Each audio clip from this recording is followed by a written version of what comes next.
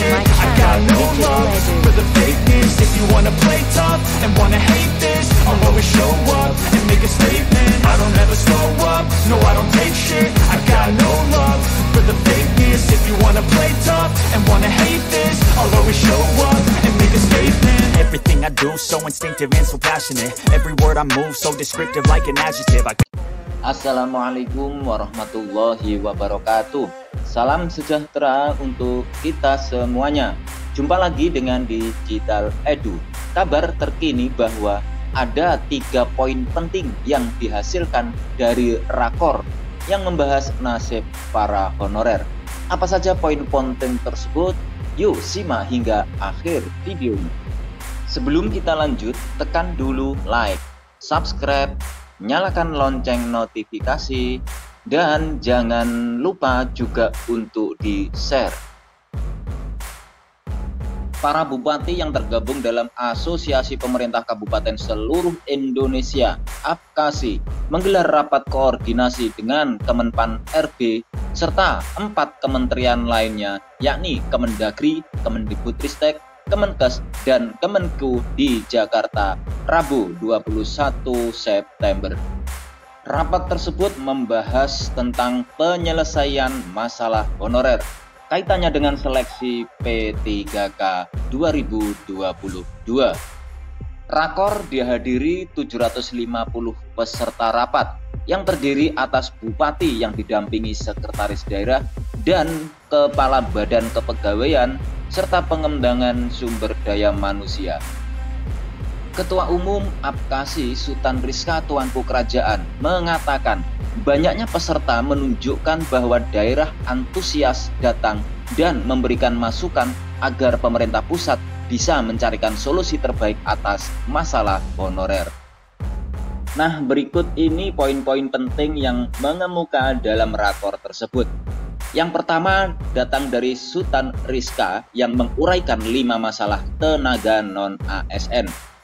Ketua Umum APKASI tersebut memaparkan 5 masalah atau persoalan tenaga non-ASN yang perlu pemerintah atasi.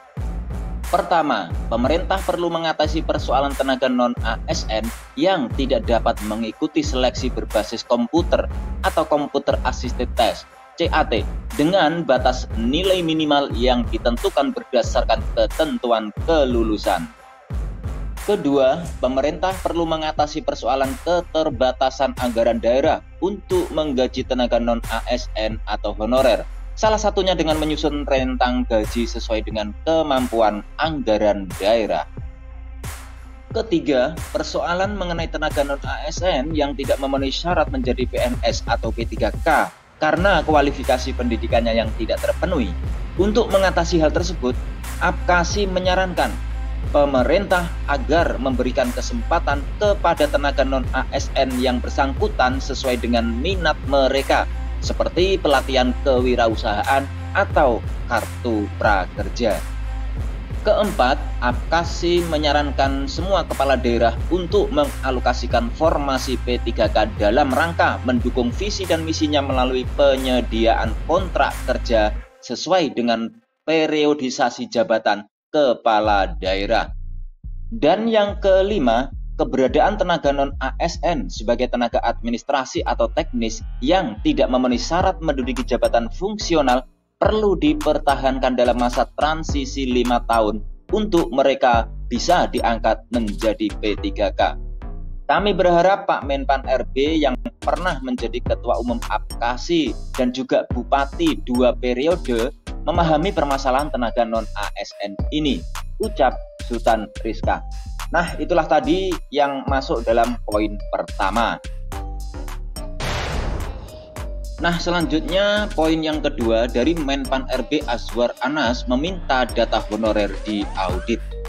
Azwar Anas menyatakan siap merangkul bupati di seluruh Indonesia yang tergabung dalam APKASI untuk menyatukan persepsi serta mencari jalan tengah dalam penyelesaian tenaga non-ASN dan meminta para bupati untuk mengaudit kebenaran data dalam pendataan tenaga non-ASN.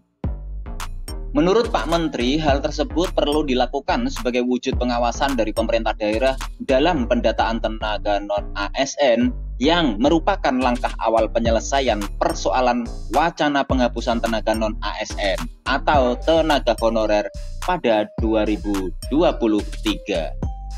Azwar Anas juga meminta para bupati agar mengirimkan SPTJM kepada BKN sebagai bentuk komitmen dan bukti yang dapat dipertanggungjawabkan oleh mereka mengenai validitas data tenaga non-ASN di daerahnya. Pemerintah dalam hal ini Kemenpan RB akan berkolaborasi dengan Badan Pengawas Keuangan dan Pembangunan atau BPKP dalam mengaudit data tenaga non-ASN yang diajukan pemerintah daerah untuk memastikannya data sesuai dengan persyaratan. Nah, berikut ini adalah poin terakhir atau yang ketiga, adalah wacana penghapusan tenaga honorer.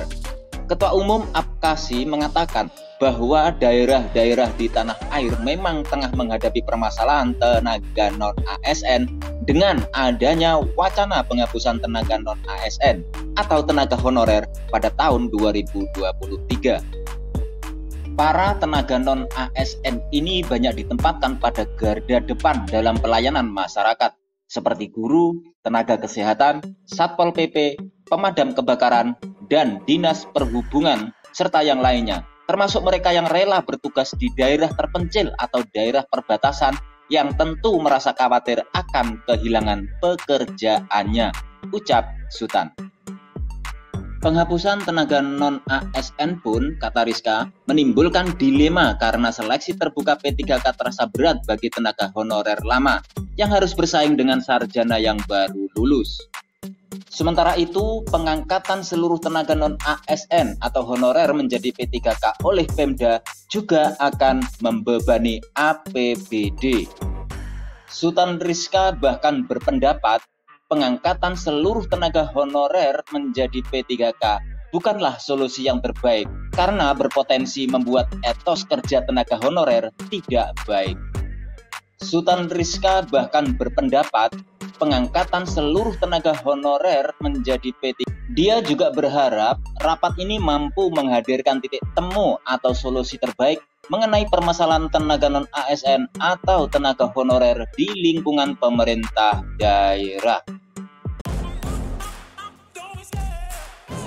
Demikian kabar hari ini, semoga bermanfaat. Terima kasih sudah menonton Digital Edu. Jangan lupa like, subscribe, dan nyalakan lonceng notifikasi agar selalu update info-info terbaru dari Digital Edu. Semoga kita diberi kemudahan dan kelancaran dalam segala urusan, diberi kesehatan, rezeki yang berkah, dan panjang umur. Saya mewakili Digital Edu, mohon maaf bila ada kekurangan. Sampai jumpa pada video selanjutnya. Sekian, wassalamualaikum warahmatullahi wabarakatuh.